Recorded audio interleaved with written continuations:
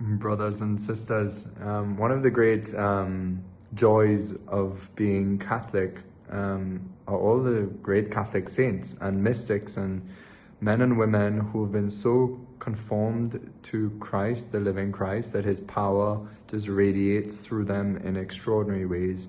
And they leave us a testament in a more overt way, in a more manifest way of what is happening to in all our lives that may happen more in a more hidden way. So, for example, I've said before about like the stigmata, that way Padre Pio manifested the wounds of Jesus on his body, and so many of the saints like Saint Miriam of Jesus Crucified, Marthe Robin, the famous French mystic who died only in the 1980s, her incredible life of immense spiritual fruit. From entering the Passion every Friday, she would enter the Passion, Jesus would come to her. And in fact, Marthe, she was blind, she was paralyzed in bed, and she never slept. And this went on for decades, which is just impossible. She survived only on the Holy Eucharist for these decades.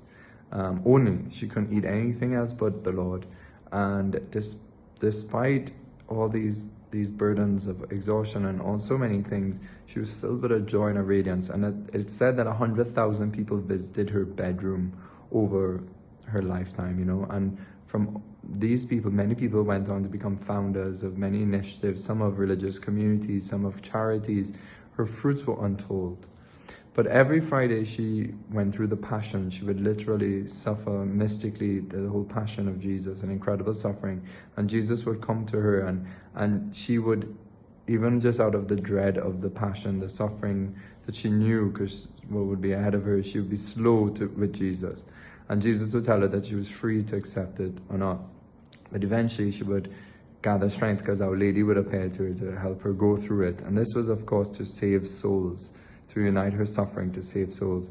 And she would enter deeply then again the Passion. But it's very comforting to know that even her, she didn't rush immediately to the cross, but she eventually had to accept it. But her final word wasn't a no to the Lord, it was a yes. And so sometimes some trials might come into our life that the Lord's expecting us to carry.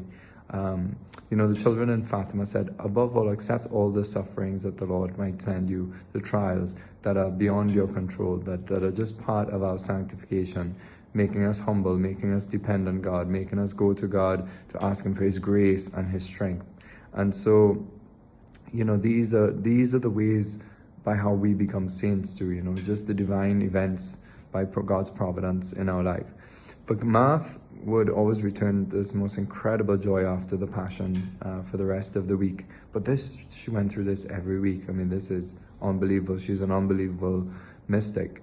But so, yes, these things manifest overtly in lives like this to show us what's going on in the rest of our lives where things might be more hidden. So we might be going through some kind of inner turmoil or trauma or pain or something, but it's like an invisible stigmata. And the fruit of that prayer, that suffering with Jesus, is immense to save souls. I want to speak today about a famous French mystic who died in the 1950s. She was an Augustinian nun. She did a lot of work in a hospice and hospital, looking after wounded people from the war and just all the many patients that would come across her. But she was filled with incredible spiritual gifts, overflowing. Her name is Mother Aymon Ivanime of Maltroit in France, and she would bilocate many times to people to help them. But she had a special love to pray for priests, and she would offer her suffering to pray for priests. And there were many contradictions that came around her. There was even one priest who thought she was false, and there was a great trial for her life, and that by which she united herself with Jesus. The Lord showed her that he was just, her faithfulness was having a huge impact on the entire world. So this is a lesson, that we never know the extent of our prayer, even though it's just one person, but it's a faithful prayer. It's united with Jesus. That can have an impact on the entire world, on countless souls. So it's worth it. It's worth it, But one of the things, when she was young, knowing her great maturity, spiritual maturity, a priest said to her when she was only 6, that that she was to pray deeply for priests.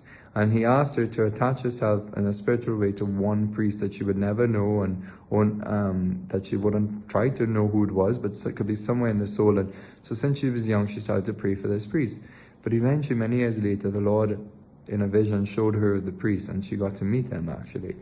And in fact, she disclosed to him that she had bilocated many times when he was a chaplain in the war, and saved him from death many times. And she even would describe scenes to him where that nobody else could have known that she was there present. It's also said that she said that the Lord, in his mercy, trying to thwart Hitler from the great evil, that she actually bilocated to Hitler's office and spoke to him and showed him the map on which he would discover his fall and his collapse if he wasn't to convert to Christ and ask for God's mercy. But even God was willing to forgive him. So it's an incredible mercy, but he actually shot after her.